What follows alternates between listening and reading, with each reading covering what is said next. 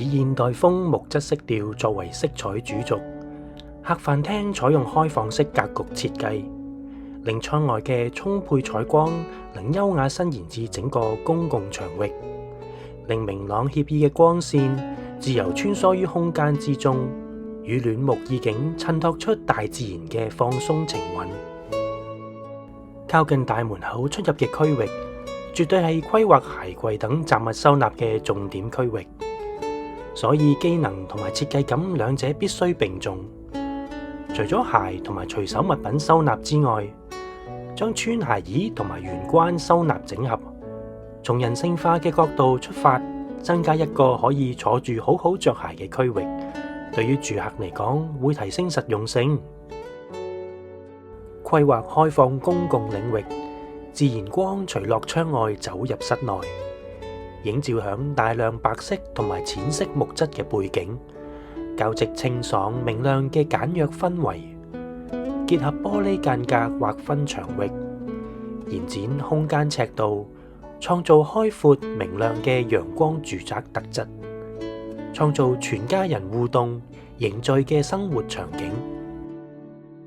利用地台高度整合收納同埋閱讀書台，多功能室採用地台設計，唔單止能夠響下層增加大量儲物收納，同時亦可以整合閱讀書台規劃，並將地台高度轉化為座位區，滿足多種機能使用，大幅提升空間嘅使用面積。為咗避免阻隔光線，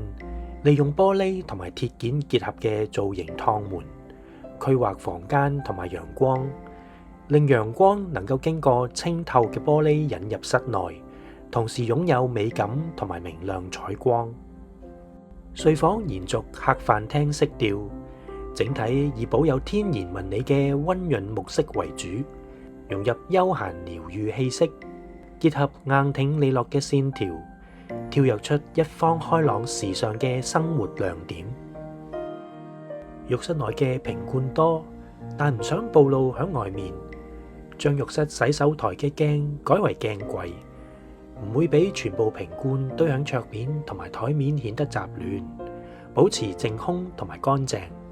再響牆面貼上鏡面，就能放大空間視野，並且創造出明亮效果，係十分好用而且不可或缺嘅一項材質。隨住時代嘅進步，造就高壓緊湊嘅生活節奏，伴隨我哋飲食習慣嘅改變，點樣創造一個舒適便利嘅居家生活，成為室內設計嘅重點。每日女屋主都會做一餐豐盛料理，但原始嘅格局所配置嘅廚房空間唔大，難以符合女屋主嘅烹飪需求。於是設計師就擴大廚房區域，從一字改為 U 型，藏有超強大嘅便利設備同埋收納，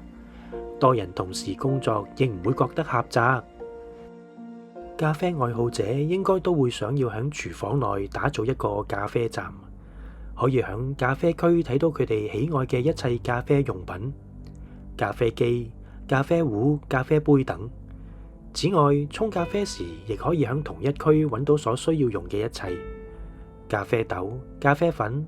奶、糖，令沖咖啡更順手美好。